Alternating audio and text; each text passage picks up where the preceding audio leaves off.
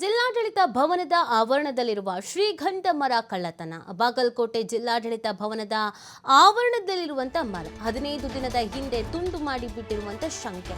ಗಂಧದ ಮರವಂತ ಹಿಂತಿರುಗಿ ನೋಡದ ಅರಣ್ಯಾಧಿಕಾರಿಗಳು ಆವರಣದಲ್ಲಿರುವ ಗಂಧದ ಮರವನ್ನ ಮಷೀನ್ ಬಳಸಿನೇ ಕಟ್ ಮಾಡಿಬಿಟ್ಟಿದ್ದಾರೆ. ಗಂಧದ ಲೇಪದ ಭಾಗದ ತುಂಡನ್ನ ಹೊತ್ತೊಯ್ದಿರೋದು ಕಳ್ಳರು. ಉಳಿದ 2 ತುಂಡುಗಳನ್ನ ಅಲ್ಲೇ ಬಿಟ್ಬಿಟ್ಟಿದ್ದಾರೆ ಖದೀಮರು. ಅರಣ್ಯ ಇಲಾಖೆ ನಿರ್ಲಕ್ಷ್ಯಕ್ಕೆ ಬಲಿಯಾಯ್ತಾ ಗಂಧದ ಮರ ಅನ್ನೋ ಪ್ರಶ್ನೆ. ಅಲ್ಲ, ಆವರಣದಲ್ಲಿ ಇರೋದನ್ನೇ ಹೆಂಗ್ ಕಳ್ತನ ಆಗುತ್ತೆ ಅನ್ನೋದು ಪ್ರಶ್ನೆ. ಗಂಧದ ಲೇಪದ ತುಂಡನ್ನು ತೆಗೆದುಕೊಂಡು ಹೋಗಿದ್ದಾರಂತೆ, ಇನ್ನು ಉಳಿದಿರೋದು ಅಲ್ಲೇ ಬಿಟ್ಟು ಹೋಗಿದ್ದಾರೆ. ನಿಜವಾಗ್ಲೂ ಕೂಡ ಇದು ನಿರ್ಲಕ್ಷ್ಯ ಅಲ್ಲದೆ ಇನ್ನೇನು ಅನ್ನೋ ಪ್ರಶ್ನೆ. ಸಹಜವಾಗಿ ಅನುಮಾನ ಬಂದೇ ಬರುತ್ತೆ ಅಲ್ವಾ? ಇದು ಗೊತ್ತೇ ಆಗ್ಲಿಲ್ವಾ?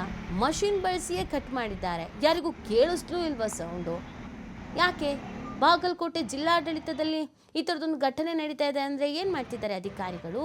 ಪ್ರಶ್ನೆಗಳಲ್ವಾ?